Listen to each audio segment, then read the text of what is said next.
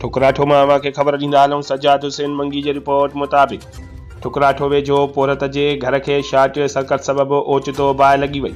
घर में पयल अलव तलव सड़ी रख थी वियो। पुट जी शादीअ लाइ गॾु कयल सामान सड़ी रख थी वियो आहे। तमामु मिसकिन आहियूं। सरंदीअ वारनि खे मदद जी अपील कयूं था जीअं अझो जोड़ाए सघूं। आशिक़ अली खोखर।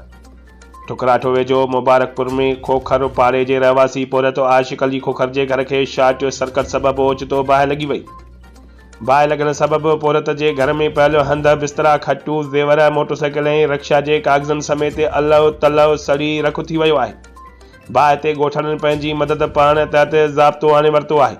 बाहि मुतासिर खुलियल आसमान हेठि बेयारो मददगार वेठल आहिनि। बाहि मुतासिर आशिक़ अली खोखर, माशूक़ अली, अब्दुल कवी, शाहिद अली खोखर ऐं ॿियनि सां गॾु माली सहायता लाइ एहतजाज कंदे ॿुधायो त पुट माशूक़ अली जी शादी रमज़ान शरीफ़ बैदि थियल आहे ऐं बचड़नि जो पेट पालण लाइ कणिक ख़रीद करण लाइ मज़दूरी करे चोपायो माल विकिणी जमा थियल लखें रुपया रोक रक़म ऐं ॿियो क़ीमती सामान सड़ी रख थी वियो आहे। एहतजाज कंदड़नि सिंध सरकार समेत चूंडियल नुमाइंदनि DC सखर ऐं ॿियनि सरहदी वारनि खे अपील कंदे चयो आहे त माली मदद कई वञे जीअं फाका कशीअ खां बची सघूं। अस्सलाम वालेकुम।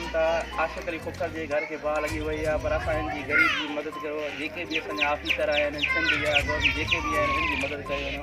कंहिंजी मदद कयो। हिन में शामिल हिनजी का शइ बि न बची आहे गरीब जी। जो का शइ बची आहे खाइण जे लाइ, पर असां अपील कयूं था बचियो आहे साईं, का शइ न बची आहे। हिन में जेके बि असांजा नुमाइंदा आहिनि, कहिड़ी बि पार्टी जा माण्हू आहिनि,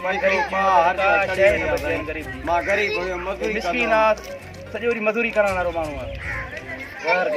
हिन गरीब जी मदद कई वञे।